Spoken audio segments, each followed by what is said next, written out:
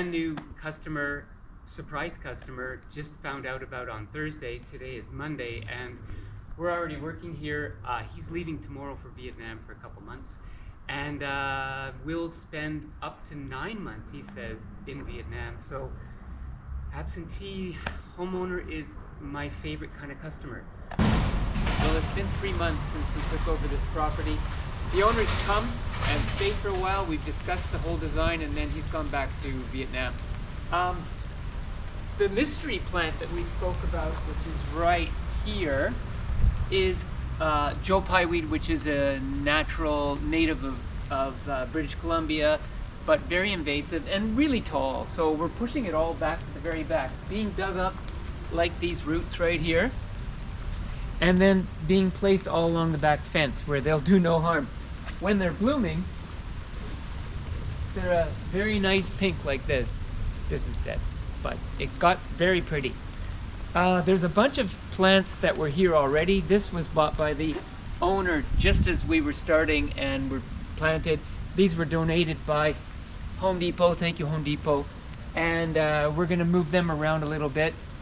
Now come on over underneath the catalpa. We've got the giant catalpa, which is really a beautiful shape under here, with an urn underneath the catalpa.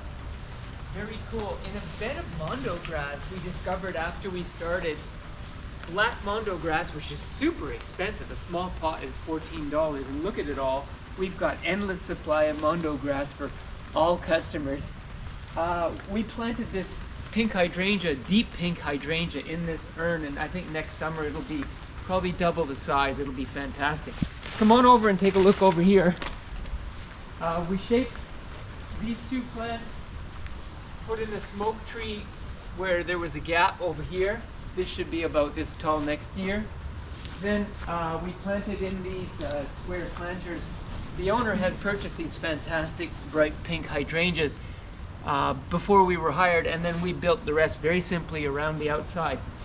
There's a seating area that we haven't done much with, so I won't show you that yet. But let's take a look at the front of the property.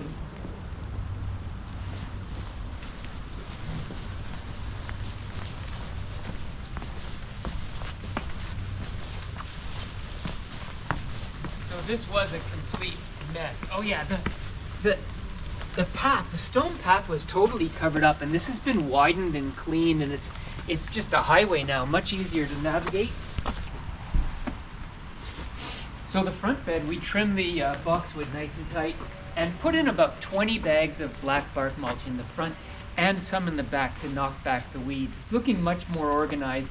Bought the Rose of Sharon, which should be about my height next summer, covered in purple flowers. A lot of this has been simplified and cleaned up. This, I believe, Bear's Britches is coming from previously. There's another one on the other side. And then let's turn around and we'll show you what we did with the window boxes. We planted these coleus, pink coleus, and dusty millers in the window boxes. The boxwood were already there. Very, very simple, very, very inexpensive. These will be dead in about a couple weeks, and then these will probably be back next year. For those lonely souls who watch this channel, you know how I feel about the world famous Stanley Park Rose Garden. Well, this is the peak of the season, really. It's when they're finishing. They should be at their largest size, and it's kind of pathetic. I mean, it hasn't been the greatest summer for roses this year, but I don't know. I think there's a good argument here for not cutting things back to ankle height in the fall. That's a dumb idea. And trying to make them into soldiers that all look the same. Another dumb idea, okay? Don't do that. That's like old-fashioned, okay? So let's take a look at the peak of the Stanley Park Rose Garden. Looks a little dull, and I'm not exaggerating or under-exaggerating or something. There's some nice ones over here, but generally speaking, they're not even waist height. No, definitely not. But you know what? Stanley Park has made up for it with their dahlia show. Look at these dahlias! They're huge and so beautiful.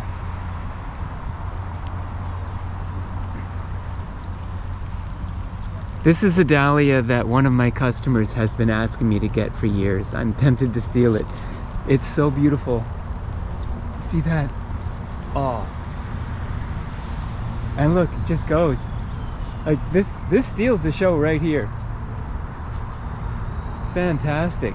They must be 6.5 feet tall, some of them. Oh. Yeah. A sea of dahlias. Congratulations, Stanley Park, on the dahlias. Not so much on the roses.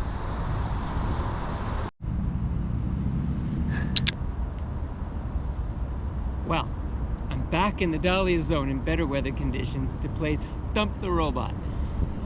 I know some of you have rolled your eyes at my attempts at artificially animated animations, whatever it is. But I find it kind of interesting because when you put live action through an artificial intelligence to create a cartoon, unexpected things happen.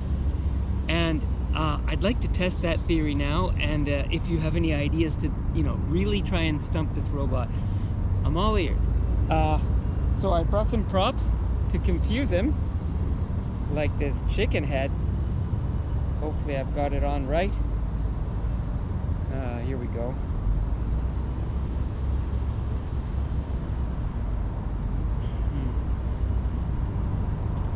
Okay, how's that look? What's the AI gonna make of that, huh?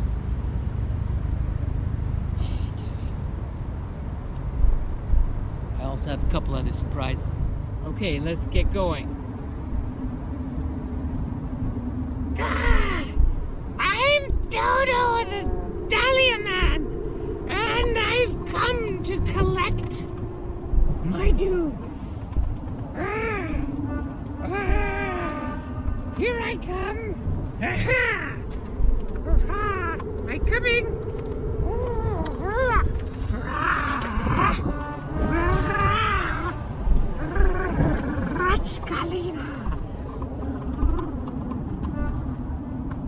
Okay, that's all I got. And I am gonna fly. I think I have someone witnessing this. It's a bit absurd. All right, enough of that. Thank you very much. Your turn. Until next time.